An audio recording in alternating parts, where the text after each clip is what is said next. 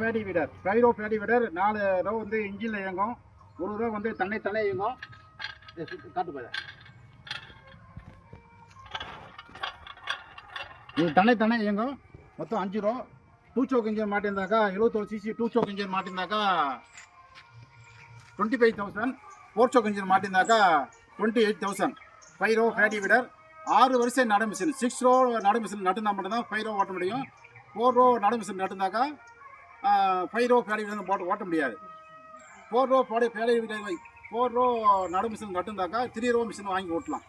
இல்லை 8 row drum seeder ஓட்டியிருந்தாக்கா 7 row Bedi வாங்கி ஓட்டலாம். எது ஓட்டினாலும் உள் வரிசை மட்டும்தான் கணக்கு. அதனால் வெளி வரிசை ஓட்டக்கூடாது, அர்ஜென்ட் ஓட்டக்கூடாது, உள் வரிசை மட்டும்தான் ஓட்டணும். இப்போ வந்து 6 வரிசை நட்டுனாக்கா உள் வரிசை 5 வரிசை, அதுக்கு இது செட் ஆகும். இது தேவைன்னா ஒரு மாதத்துக்கு முன்னாடியே அட்வான்ஸ் பண்ணி பணம் கட்டி புக்கிங் பண்ணி செஞ்சு வாங்கணும். ஆல் இண்டியா டெலிவரி, விஆர்எல் டிரான்ஸ்போர்ட்டுமே புக்கிங் ஆல் இண்டியா. அது தேவைப்படுறவங்க கூப்பிடலாம். நன்றி, வணக்கம்.